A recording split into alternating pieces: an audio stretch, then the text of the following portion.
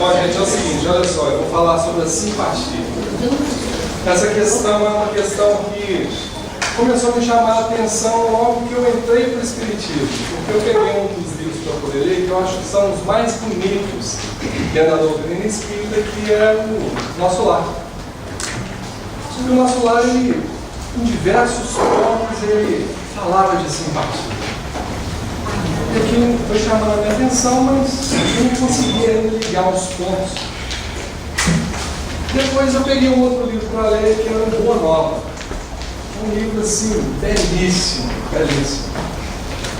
E lá eu comecei a prestar atenção num detalhe muito interessante, que era de ver Jesus um amigão, um cara igual a gente, muito próximo, o tempo todo com muita disposição para acolher, com muito carinho no olhar, sorrindo o tempo todo. E assim começou a quebrar aquele paradigma de um Jesus distante, patronal, duro, inflexível, reflexo ainda de uma imagem de um Deus que a gente já precisaria ter quebrado esse paradigma há 2000 anos, logo quando Jesus chegou. Só que, convenientemente, a gente continua ainda caminhando com Moisés, apesar de Jesus já ter nos ensinado que é através do amor que a gente vai se libertar, que é através do amor que a gente vai construir os elos que vão compor a imensa malha que vai dar sustentação para esse novo mundo que a gente precisa construir.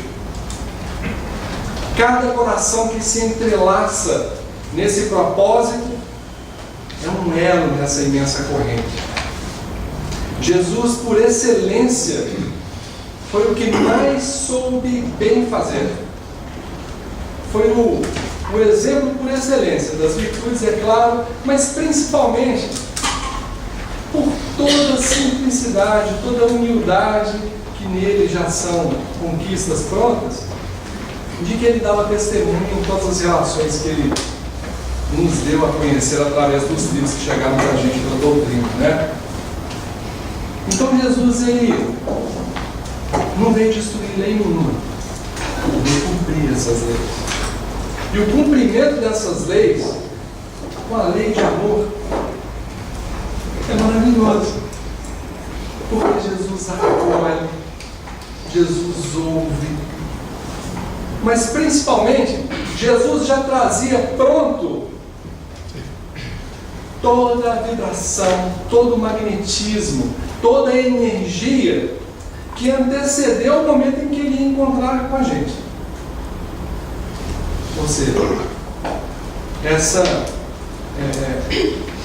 proatividade que nós precisamos desenvolver por nossa vez nas nossas relações, enchendo o nosso subconsciente, enchendo o nosso coração e a nossa mente de entendimento e de sentimento capazes de poder auxiliar quem se aproximar de nós. Isso vai acontecer, isso é fato. Enquanto a gente estiver no caminho, as situações que nos pertencem vão entrar no nosso caminho. Não temos dúvida. Mas será que nós estamos nos preparando convenientemente para poder atender a essas demandas que nos pertencem? Então, olha que interessante. Quando Jesus já estava em contato com a gente naquela época, o magnetismo de Jesus era extremamente poderoso. As pessoas iam na direção dele atraídas pelo magnetismo dele. Era uma simpatia gigantesca que vibrava nele. As pessoas ficavam fascinadas, magnetizadas quando ele começava a falar.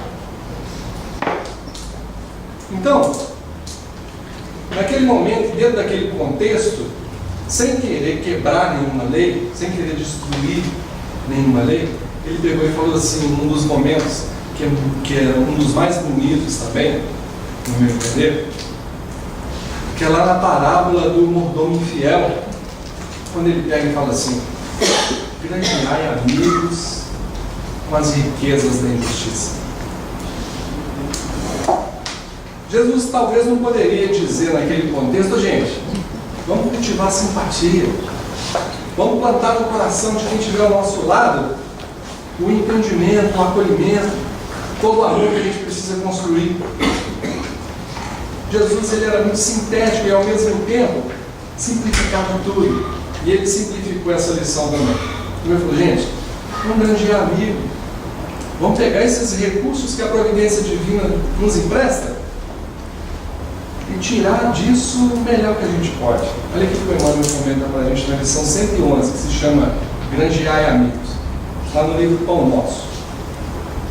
O versículo é esse, né? Está em Lucas 16, 9.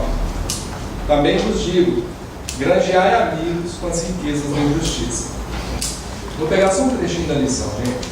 Se o homem conseguisse, desde a experiência humana, devassar o pretérito profundo, chegaria mais rapidamente à conclusão de que todas as possibilidades que o felicitam em conhecimento e saúde provêm da bondade divina e de que a maioria dos recursos materiais à disposição de seus caprichos procede da injustiça.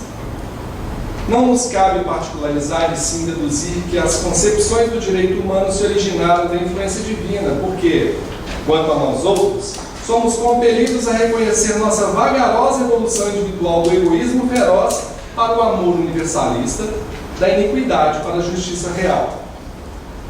Bastará recordar nesse sentido que quase todos os estados terrestres se levantaram há séculos sob conquistas cruéis.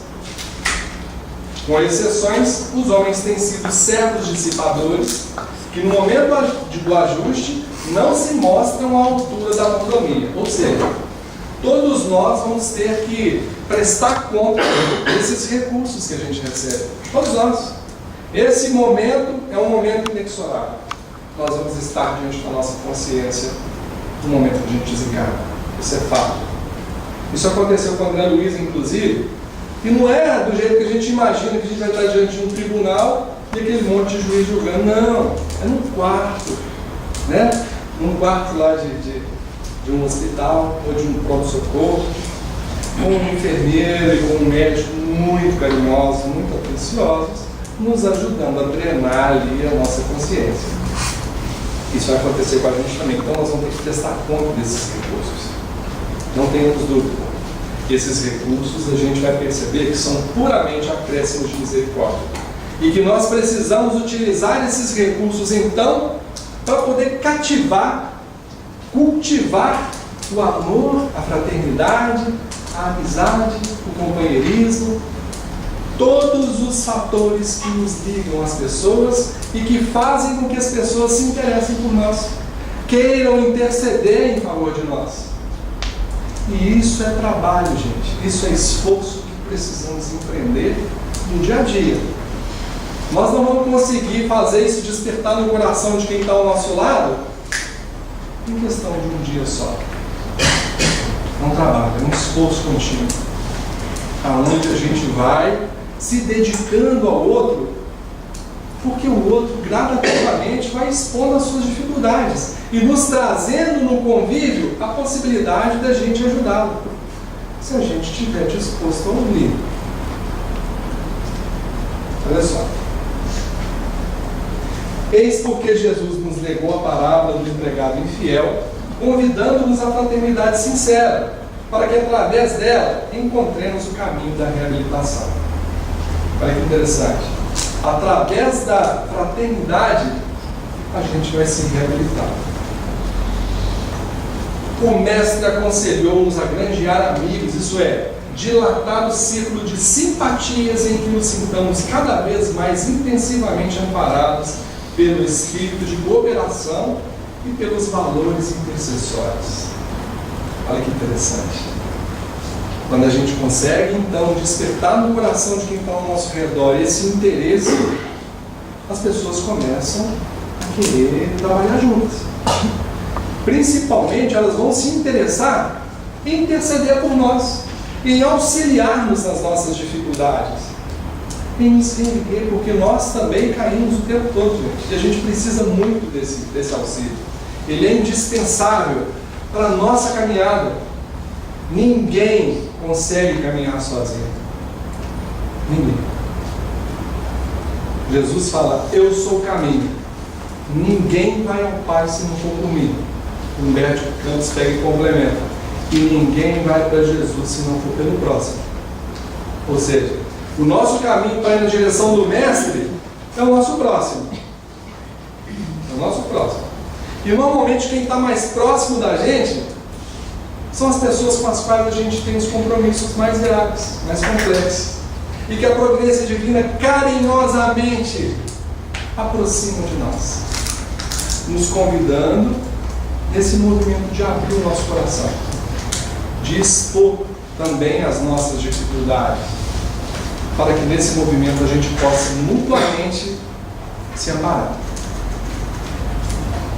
É muito importante que a gente entenda que esse processo é um processo simbiótico. O tempo todo eu estou lançando e recebendo. Essa pergunta é uma pergunta constante. Eu peguei uma definição de simpatia, porque o Emmanuel nos recomenda já nessa lição que a gente comece então a desenvolver essa simpatia nas nossas relações.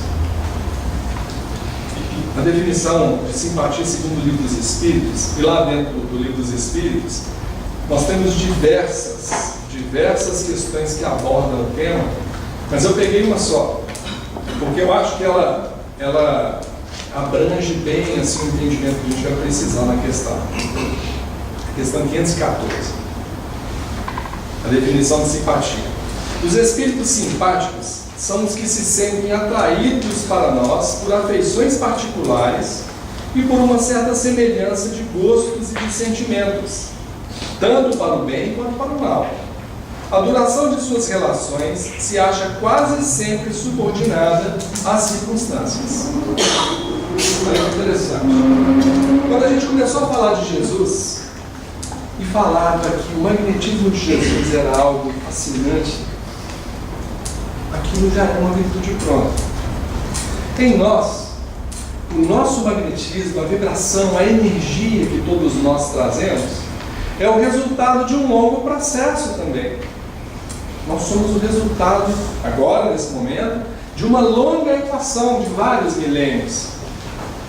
E hoje a gente vibra, vive e se alimenta da energia, da vibração, de todas as frequências que a gente emite.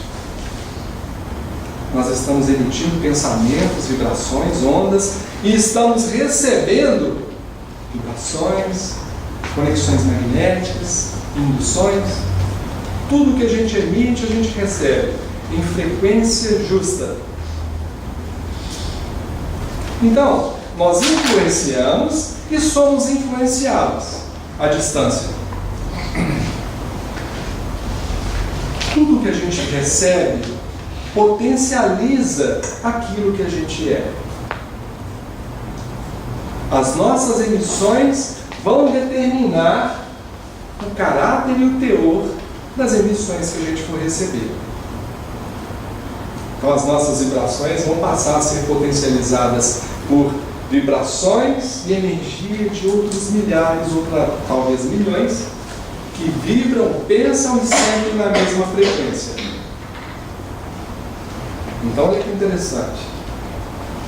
Eu estou hoje num determinado posicionamento mental, vibrando numa determinada frequência, só que isso não fica circunscrito no meu corpo.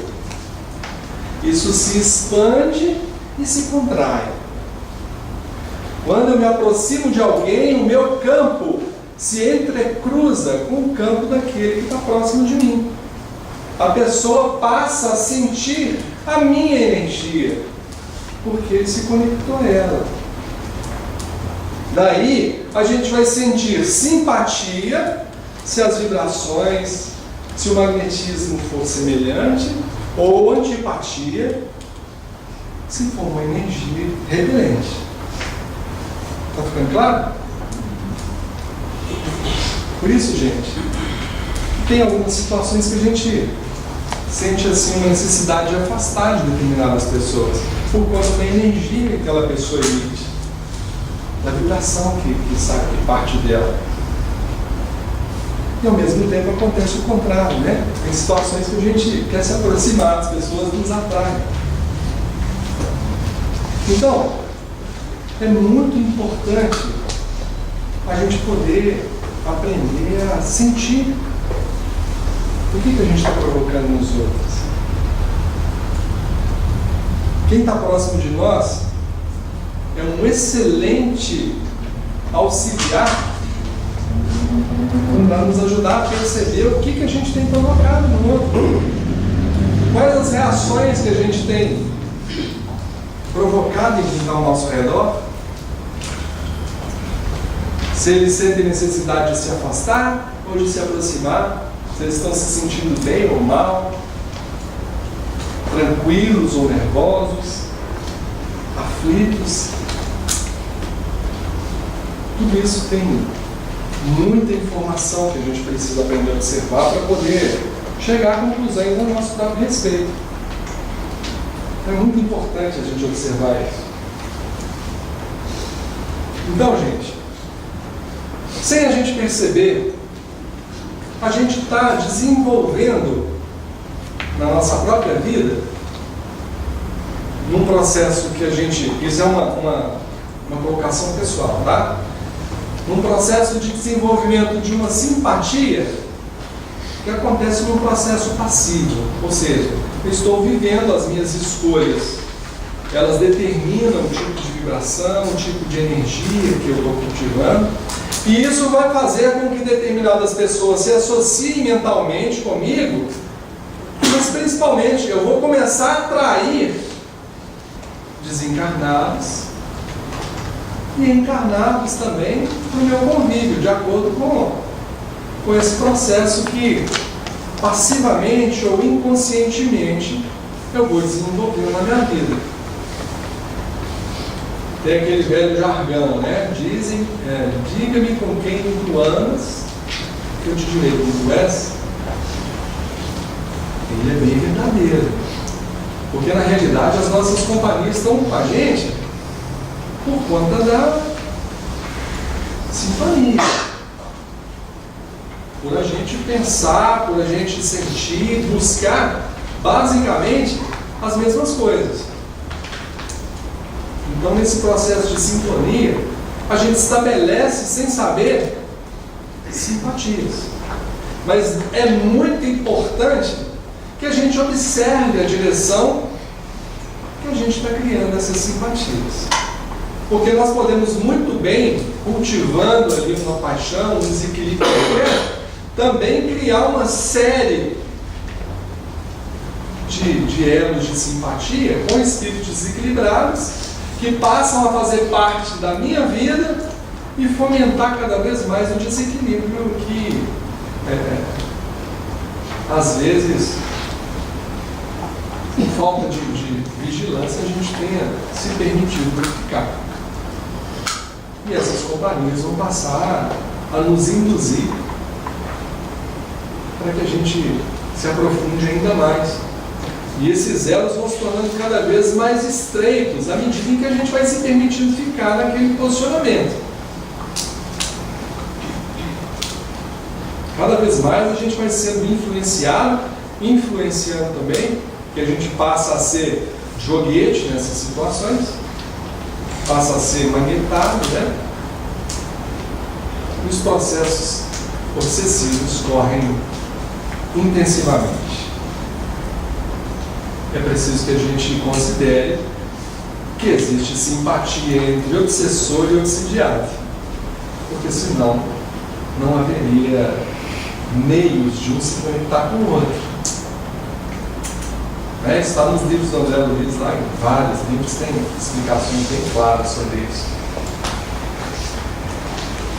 Por outro lado, gente, existem formas da gente cultivar a simpatia num processo ativo, que é o da gente tomar conhecimento da necessidade, então, de começar a granjear esses amigos, buscar utilizar desses recursos para poder tentar auxiliar os que estão conosco.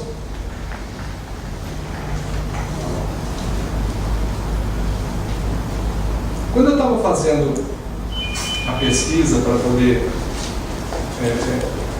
preparar esse estudo, gente, assim, Eu já tinha algumas coisas separadas, porque era um tema que já me interessava, né?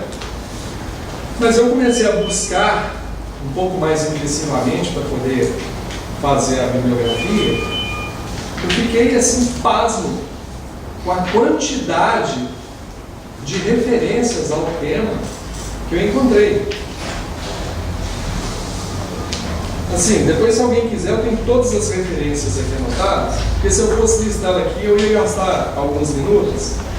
Mas são muitas referências que o Emmanuel faz, muitas que o André Luiz faz, está no Evangelho, está no Livro dos Espíritos, assim, são várias mesmo.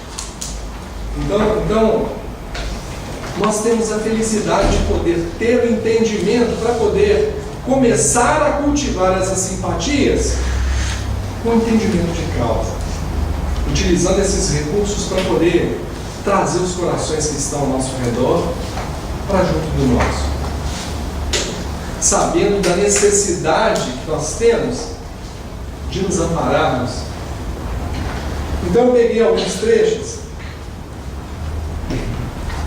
começando aqui pelo capítulo 13 do livro Nosso Lar, chama no Gabinete do Ministro.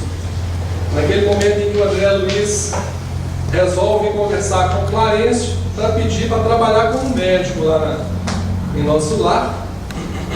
E aí, na hora que ele chega na porta do Gabinete do Ministro, ele já começou a ficar meio achar esquisito, né? Porque ele estava sentado de duplas, né? As pessoas em duplas, e o ministro chamava as pessoas em dupla também para poder conversar, porque dessa maneira se otimizava, né, o atendimento, a conversa com uma pessoa acabava ensinando a outra, enfim. O André Luiz já começou a ficar acabrunhado. Na hora que ele entrou na sala do ministro, ele já falou, nossa, eu queria voltar, mas ele não tinha jeito mais, ele estava lá dentro. E aí ele começou a repensar a atitude que havia levado ele ali. Ele falou, puxa vida, o que eu faço aí já não tinha volta mais, ele precisava ir em frente, né? E aí o Clarencio ouviu as colocações da senhora que estava pedindo auxílio para os filhos que estavam encarnados. E aí ele pega e fala o seguinte: pois note, minha amiga, esclareceu o devotado e seguro orientador, o trabalho e a humildade são as duas margens do caminho do auxílio. Então, na realidade, Clarencio já havia oferecido para ela diversas possibilidades de trabalho dentro da colônia e ela havia recuado diante delas, falando que o ambiente era um ambiente muito desequilibrado, que só tinha doente lá, que o outro que o trabalho era muito pesado, que o outro exigia um monte de desculpa, e ela não pegou nenhuma. Para ajudarmos alguém, precisamos de irmãos que se façam cooperadores, amigos, protetores e servos nossos. Antes de amparar os que amamos, é indispensável estabelecer correntes de simpatia. Sem a cooperação é impossível atender com eficiência. Sem a cooperação é impossível atender com eficiência. O camponês que cultiva a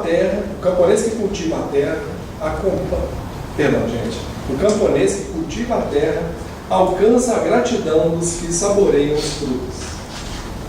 Olha que interessante. O cara está ali trabalhando, o benefício que é gerado através de um fruto saboroso na mão de quem quer que receba aquele fruto, seja no tempo que for, essa alegria de poder saborear um fruto é fruto do esforço daquele trabalhador, e essa energia vai encontrá-lo lá.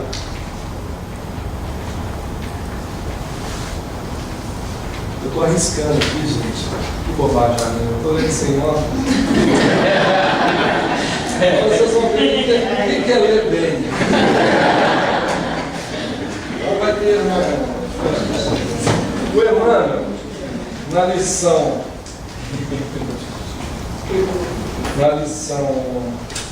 54, essa lição é maravilhosa, está no livro Palavras de Vida Eterna. Ele fala o seguinte: imagine a gente poder passar numa estrada e chegar até o destino que a gente pretende, com toda tranquilidade, com toda alegria, com rapidez, né? A gente não consegue imaginar que quebrando aqueles rochedos, abrindo aqueles vales, né, tampando aqueles vales, a gente não consegue imaginar a quantidade de pessoas que perderam a vida, que tiveram membros amputados, que suaram sobre aquele terreno ali para que a gente tivesse essa tranquilidade. Mas que toda a alegria, todo o bem-estar que é gerado por esse esforço, em qualquer tempo, é energia que pertence a todos os que se esforçaram para poder fazer com que aquele serviço fosse terminado. Olha que bacana. Está anotando. Aí o Clarence pega e fala assim: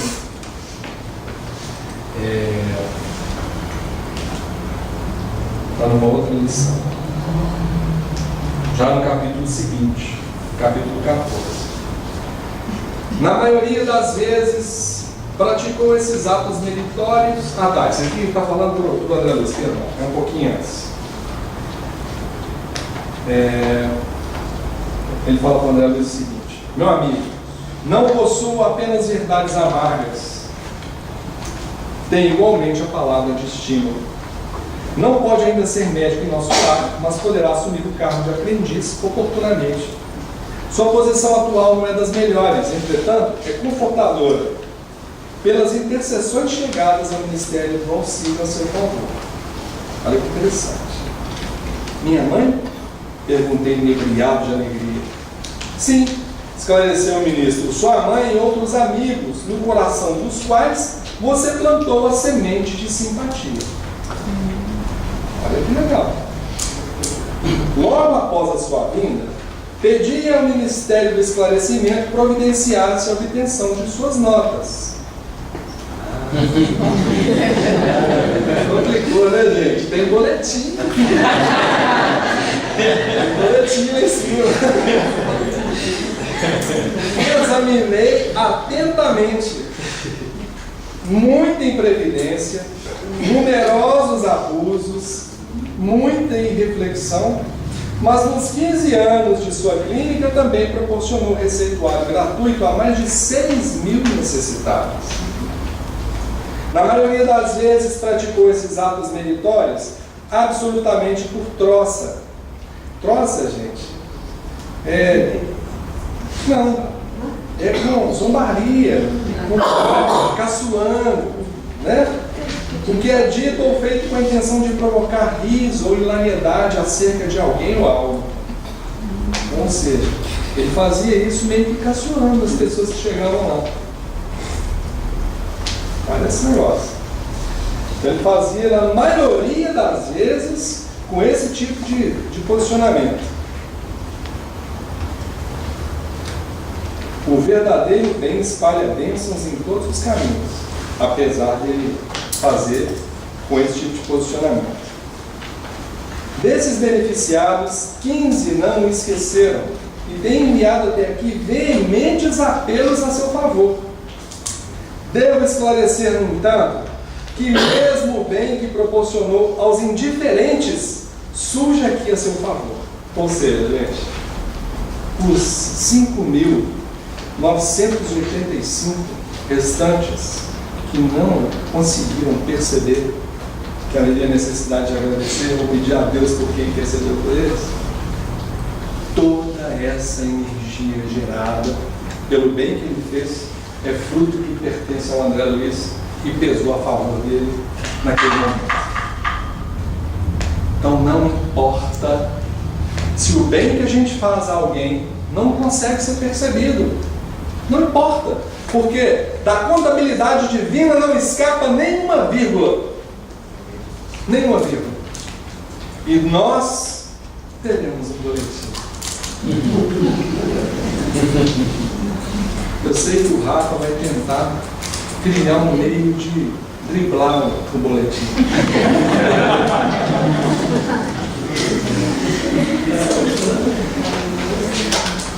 Tem uma outra passagem aqui, gente, olha só. Está no capítulo 25, chama Generoso ao Vivo. Surgindo ensejo nas tarefas de regeneração, não se preocupe em alcançar o espetáculo de serviços nos demais ministérios. Aprenda a construir o seu ciclo de simpatias. Depois, está lá no capítulo 35, que chama Encontro Singular. Essa passagem é muito legal, porque as caravanas voltaram, né, das regiões difíceis, e à frente de uma das caravanas, que era um samaritano, né, que estava à frente delas, tinha um Silveira, que era um antigo funcionário do pai do André Luiz. Tirou o óculos aí sem perceber. Um antigo funcionário do pai do André Luiz. E o André depois vai contar essa história para a Narcisa, que é muito interessante.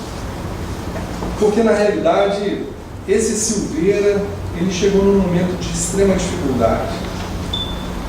E a esposa dele é que foi até a casa do André Luiz, na época o André Luiz estava encarnado ainda, para poder implorar para o pai do André, para poder não protestar as notas. Dar uma chance para o Silveira, porque o Silveira estava doente, inclusive. Mas dar uma chance para ele poder se reerguer, para dar tempo de respirar. E o André foi daqueles que ficou do lado do pai. Não, pai, tem que protestar, bota peso aí, não vão dar moleza não. E para poder apertar mais a situação do Silveira, e enfim, eles não conseguiram naquele momento auxiliar a família do Silveira. A mãe do André Luiz, olhando o desespero daquela senhora, pedindo lá pela família dela, tentou interceder. O pai do André foi extremamente duro com ela. E aí eles mandaram a pessoa embora e tomaram todos os bens dele. Eles saíram com a mão na frente e outra atrás deles. E aí ele vai contar essa história para a Narcisa depois. Porque o que acontece? Quando eles chegam, de cara ele já bate o olho no André e fala: André, você é por aqui? E ele pegou ele no primeiro momento, não conseguiu meio que identificar. Depois, alguns segundos depois, ele identifica o Silveira e ele morrendo de vergonha. O Silveira vem e abraça, o André Luiz vai dar aquele abraço mais esmilinguido, né? Morrendo de vergonha. Deu aquele abracinho e tal, todo sem graça. Aí ele vai procurar a Narcisa, conta a história. Aí a Narcisa pega e fala para ele o seguinte: não estranhe o fato, André. Vive há tempos nas mesmas condições. Já tive a felicidade de encontrar por aqui o maior número das pessoas que ofendi no mundo. Ou seja, gente, o maior número das pessoas que ofendi no mundo, nós vamos ter a oportunidade de reencontrar. Nós vamos reencontrar com todas. Mas aqui nesse contexto aqui da Narcisa, ela falou que reencontrou a maior parte das que ela ofendeu no mundo, né? Sei hoje que isso é uma bênção do Senhor, que nos renova a oportunidade de restabelecer a simpatia interrompida, recompondo os elos quebrados da corrente espiritual. Olha que interessante. Um pouco antes do nosso estudo, a gente falou da necessidade da gente tecer essa malha através dos corações simpáticos ao nosso, que servirá de base para a nossa construção individual e para a nossa construção coletiva. Não é isso? Quando a gente interrompe essa simpatia através de uma escolha equivocada, através de algum compromisso que a gente não consegue assumir com o outro, essa simpatia é interrompida. É quebrado esse elo momentaneamente. E vai ficar aguardando a oportunidade no tempo da gente poder restabelecer. E esse restabelecimento, ele pode acontecer de diversas formas. Seja da gente reencarnando com as pessoas com as quais a gente se comprometeu, seja a gente reencontrando e tendo a oportunidade de pedir perdão ou de perdoar. Está entendendo, gente? Agora, o que é mais importante é que a gente não perca a oportunidade de atrair para junto do nosso coração o máximo de corações simpáticos ao nosso. através desse esforço que a gente precisa empreender na nossa vida. Olha que interessante o que o Lísias fala com o André Luiz. Está no capítulo 44.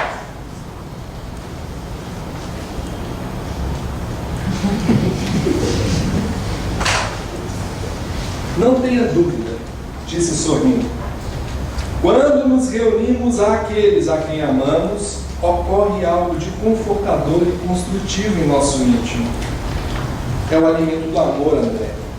Quando numerosas almas se congregam em círculo de tal ou qual atividade, seus pensamentos se entrelaçam, formando núcleos de força viva, pelos quais cada um recebe o seu quinhão de alegria ou sofrimento da vibração geral. É por essa razão que no planeta, o problema do ambiente é sempre fator ponderável no caminho de cada homem. Cada criatura viverá daquilo que cultiva. Quem se oferece diariamente à tristeza, nela se movimentará. Quem enaltece a enfermidade, sofrer-lhe-á o dano. Então, gente, é muito importante a gente fazer parte de uma tarefa. É muito importante a gente fazer parte de um grupo que está caminhando na mesma direção. É muito importante a gente estar aqui hoje, podendo pontuar nessas questões juntos, para que a gente fale a mesma língua, para que a gente aproxime os nossos propósitos e possa perceber em quem está ao nosso lado a mesma direção, porque nós vamos recolher energia para a nossa própria caminhada. É dessa maneira que a gente se ampara, que a gente se motiva, que a gente motiva quem está ao nosso lado. Quantas e quantas vezes nós não olhamos para um companheiro na tarefa e falamos: nossa, que bom que você está aqui. Nossa, que bom que o fulano veio. Porque tem momentos que a gente vai sentir dificuldade, que a gente vai dar uma fraqueada mesmo. Mas quando a gente percebe a pessoa ali do lado com um sorriso, a gente toma fôlego de novo e começa de novo. E isso é muito bacana. Isso é muito bom. Porque na realidade, gente, o que a gente precisa aprender é domar nosso coração. Nosso coração ainda é muito duro, é muito impulsivo. E esses impulsos, eles são condicionados num egoísmo ainda muito forte, num orgulho ainda de dimensões gigantescas dentro da gente. Então nós precisamos de muita tarefa, de muito esforço para recondicionar o nosso coração agora dentro dos parâmetros que Jesus trouxe, agora na direção certa. Porque não há outro meio da gente poder trazer Jesus para a nossa vida se não for olhando para um olhar de alguém que possa ter recebido algum benefício da nossa mão. Aquele brilho no olhar ali, gente, é Jesus. Aquela alegria que sai ali, daquele sorriso de quem recebeu o auxílio, é Jesus. E é esse Jesus que a gente precisa aprender a procurar, o Jesus prático. A gente não pode abrir mão do estudo, é claro que não. Mas a gente não deve esquecer também que a gente já está teorizando Jesus há 2000 anos. E do mesmo jeito que a gente guardou Jesus na prateleira através do Evangelho que Ele nos trouxe, nós podemos muito bem fazer isso com o Espiritismo também. Então é muito importante que a gente coloque em prática. Na hora que a gente perceber os corações ao lado do nosso trabalhando, isso nos incentiva a trabalhar também. É fundamental que a gente faça isso.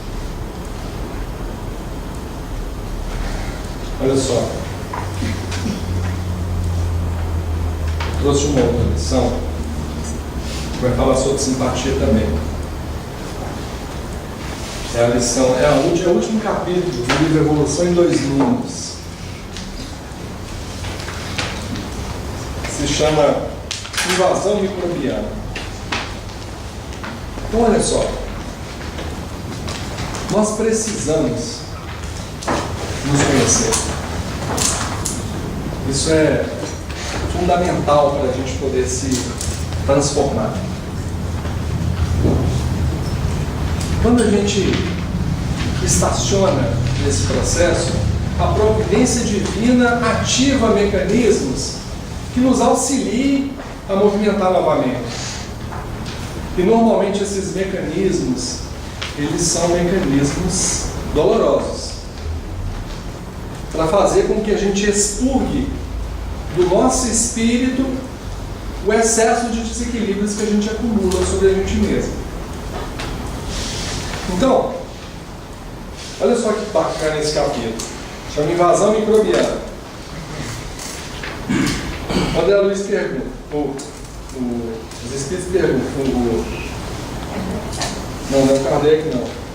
O André Luiz que responde, mas eu não sei quem pergunta não, sabe? Então, o professor pergunta. Complicando os perguntas. Alguém perguntou, sei que a pergunta é boa demais, olha só.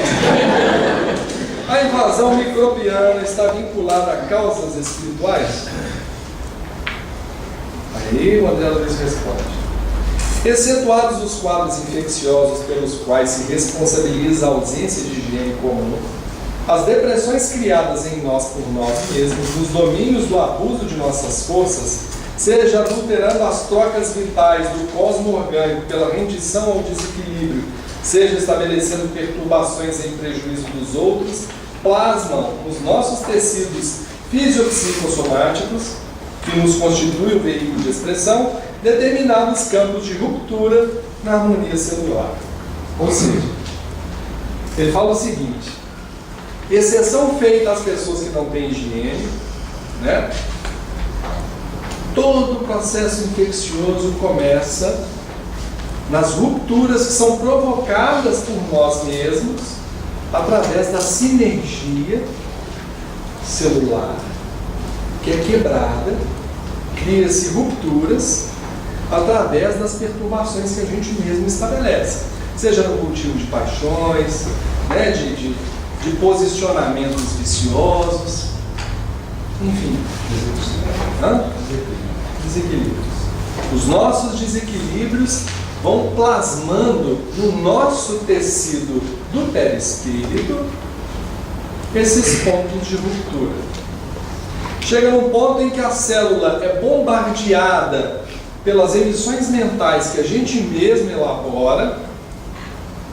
Uma célula não aguenta, ela sucumbe. Aquele ponto ali, igual uma imensa malha, aquele ponto ali quebra, abre uma fissura, uma rachadura mesmo. Vamos imaginar uma tela. Verificada a disfunção, toda a zona atingida pelo desajustamento se torna passível de invasão microbiana, qual praça desguarnecida, porque as sentinelas naturais não dispõem de bases necessárias à ação regeneradora que lhes compete, permanecendo muitas vezes em derredor do ponto lesado, buscando delimitar a presença ou jugular a expansão. Então, o que é isso? Na hora que cria-se essa ruptura, as células adjacentes, elas começam a tentar cercar, para não deixar aquela vulnerabilidade ali aumentar. Elas começam a tentar jugular aquele ponto ali, cercar. Desarticulado, pois, o trabalho sinérgico, ou seja, é igual corrente. Quebrou um elo da corrente, o trabalho cinético das células nesse ou naquele tecido, aí se interpõem as unidades mórbidas, quais as do câncer, que nessa doença imprime acelerado ritmo de crescimento a certos agrupamentos celulares, entre as células sãs do órgão em que se instalem, causando tumorações invasoras e metastásticas. Compreendemos, porém, que a mutação no início obedeceu a determinada distonia originária da mente, cujas vibrações sobre as células desorganizadas tiveram um efeito de projeções de raio-x ou de irradiações ultravioleta em aplicações impróprias. Gente, Muito legal isso aqui. O que acontece?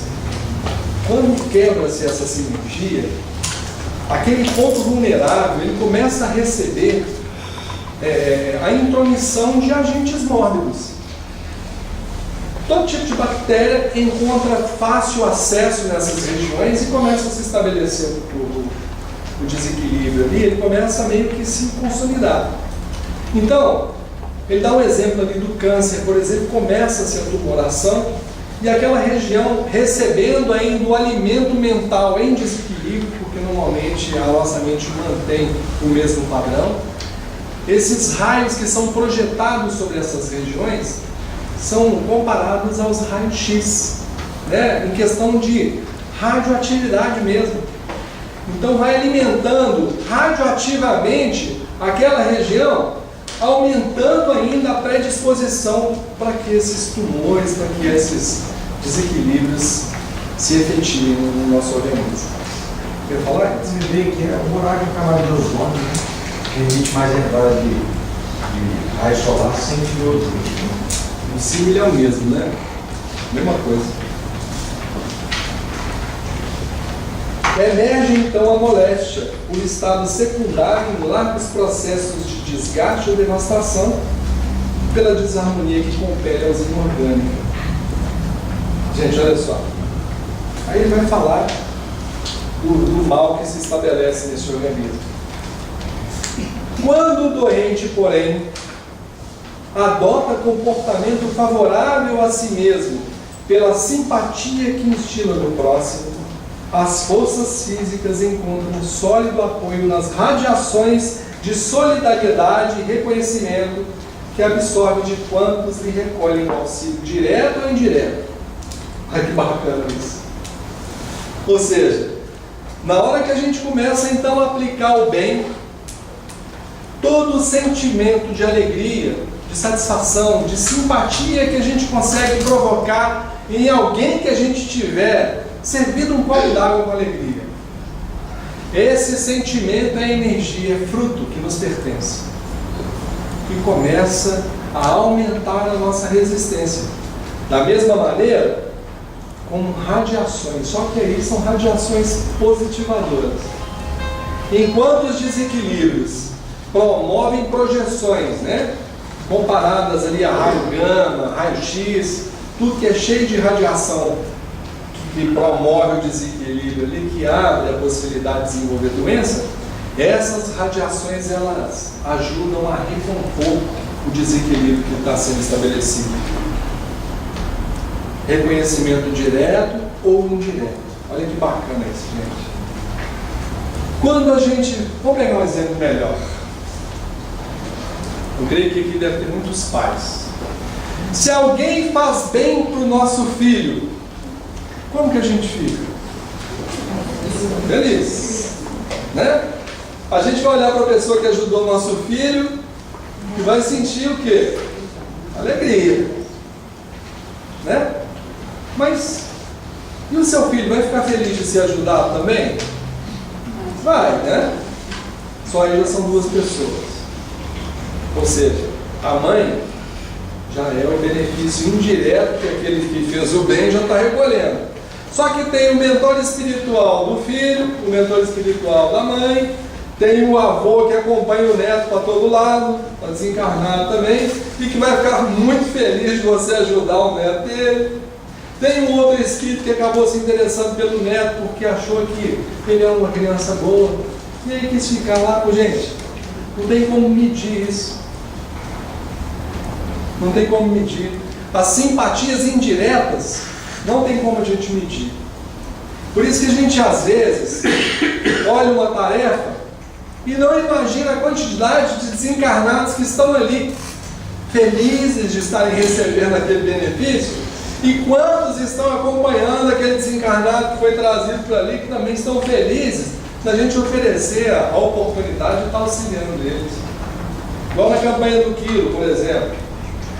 Existem espíritos lá dentro do apartamento, encastelados lá, e os mentores estão esperando ali por séculos uma oportunidade de alguém tocar aquele coração.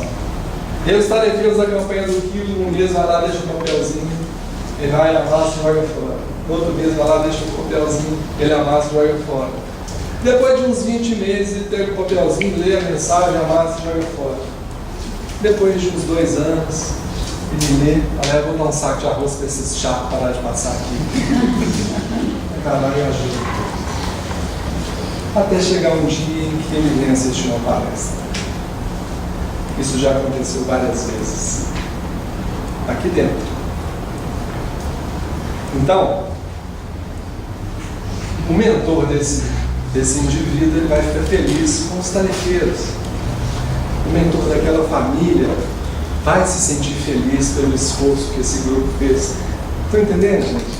Não tem como a gente medir esses que recolhem o auxílio indireto, não. Então a gente consegue, então, transformar, circunscrever essa moléstia a neoplasmas benignos, que ainda respondem à influência organizadora dos tecidos que estão adjacentes, que estão próximos ali. Ou seja, através desse esforço do bem, a gente consegue transformar um mecanismo doloroso que seria empregado para a gente poder drenar os desequilíbrios que a gente acumulou no nosso mundo mental. A gente consegue circunscrever e transformar esse processo a uma didática menos dolorosa. É muito bacana isso, né, gente? É muita misericórdia. E é através, então, das simpatias que a gente consegue provocar nas pessoas que estão ao nosso redor. O André Luiz, no final desse capítulo, ele fala o seguinte, olha só. Não nos será lícito, porém, esquecer que o bem constante gera o bem constante.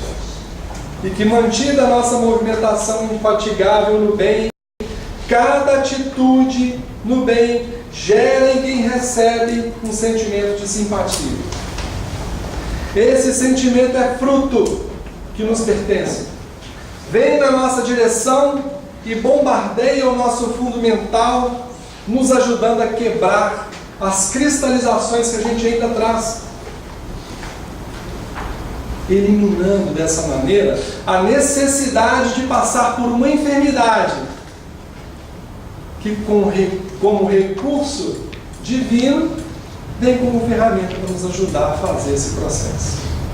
Ou seja, com esse recurso, a gente elimina a necessidade de ter que passar por uma doença, por exemplo. Porque nós estamos fazendo a nossa autocura. O excesso de mal, o excesso de desequilíbrio que nós cultivamos, ele vai chegar no momento em que ele vai somatizar mesmo, ele vai aflorar. Isso é fato. Como o excesso de bem que a gente cultiva, também vai somatizar. É fato. O que nós queremos? É uma pergunta que a gente precisa se fazer. Amparo aos outros, cria amparo a nós próprios. Motivo porque os princípios de Jesus, desterrando de nós animalidade e orgulho, vaidade e cobiça, crueldade e avareza, e exortando-nos à simplicidade e à humildade, à fraternidade sem limites e ao perdão incondicional, estabelecem, quando observados, a imunologia perfeita em nossa vida interior, fortalecendo-nos o poder da mente na autodefensiva contra todos os elementos destruidores e degradantes que nos cercam e articulando-nos as possibilidades imprescindíveis à evolução para Deus. Muito bacana, né, gente? Quanto tempo a gente tem ainda? Acabou? Acabou já? 2 minutos. Só trazer aqui, ó, é uma forma muito interessante, né, da passagem evangélica do Cristo, quando ele fala, né, o amor cobra a multidão de pecados. Ele está explicando assim, de forma muito pormenorizada como funciona esse processo. O André Luiz, esse capítulo, para mim, gente, na minha opinião, é assim, mais importantes dentro das informações que o Espiritismo nos trouxe, porque ele nos ensina de forma muito clara, de forma muito inteligível, a cultivar a nossa saúde espiritual. Muito interessante, isso é libertador. Para poder encerrar, gente, eu trouxe aqui uma lição do livro Cartas e Crônicas, é a lição 27, chama A Caridade Maior. Ela é pequenininha, rapidinho, tá? Um homem que alcançara o céu pedindo orientação sobre as tarefas de benemerência social que pretendia estender na terra, o anjo da caridade falou compassivo: volta ao mundo e cumpre de boa vontade as obrigações que o destino te assinalou. Para que te sintas de pé cada dia, milhões de vidas microscópicas esforçam-se em sua carne, garantindo-te o bem-estar. Cada órgão e cada membro do teu corpo amparando-te abnegadamente para que te faças abençoado discípulo da civilização. Os olhos identificam as imagens que já podes perceber, livrando-te da desordem interior. Os ouvidos selecionam sons e vozes para que não vivas desorientado. A língua auxilia-te a expressar os pensamentos, enriquecendo-te de sabedoria. As mãos realizam-te os sonhos, engrandecendo-te o caminho da ciência e da arte, no progresso e na indústria. Os pés sustentam-te a máquina física para que te não arrojes à inércia. A boca mastiga os alimentos para que te não condenes à inação. Os pulmões asseguram-te o ar puro contra a asfixia. O estômago digere as peças com que nutrirás o próprio sangue. O fígado gera forças vitais que te entretêm a harmonia orgânica. O coração movimenta-se sem parar, escorando-te a existência. Vive da caridade de inúmeras vidas inferiores que te obedecem à mente. Torna, pois, ao lugar em que o Senhor te situou e satisfaz as tarefas imediatas que o mundo te reserva. Caridade é servir sem descanso, ainda mesmo quando a enfermidade sem importância te convoque ao repouso. É cooperar espontaneamente nas boas obras sem aguardar o convite dos outros. É não incomodar quem trabalha. É aperfeiçoar-se alguém naquilo que faz para ser mais útil. É suportar sem revolta a bires do companheiro. É auxiliar os parentes sem reprovação. É rejubilar-se com a prosperidade do próximo. É resumir a conversação de 2 horas em 3 ou 4 frases. É não afligir quem os acompanha. É ensurdecer-se para a difamação. É guardar o bom humor, cancelando a queixa de qualquer procedência. É respeitar cada pessoa e cada coisa na posição que lhes é própria. E porque o homem ensaiasse em oportunas indagações, o anjo concluiu: volta ao corpo e age incessantemente no bem. Não percas 1 minuto em descabidas inquirições. Conduze os problemas que te atormentam o espírito ao teu próprio trabalho, e o teu próprio trabalho liquidá-los-á. A experiência aclara o caminho de quantos lhes adquirem o tesouro de luz. Recolhe as crianças desvalidas, ampara os doentes, consola os infelizes e socorre os necessitados. Não ouvides, pois, que a execução de teus deveres para com o próximo será sempre a tua caridade maior. Então, gente, vamos tentar nos esforçarmos para a gente poder criar nos corações que estão próximos ao nosso esses elos de simpatia, oferecendo o nosso melhor. Não quer dizer que a gente vai conseguir entender todas as demandas, não, mas só a predisposição de servir já gera no coração aflito o consolo de saber que tem alguém disposto a ouvir e a tentar ajudar.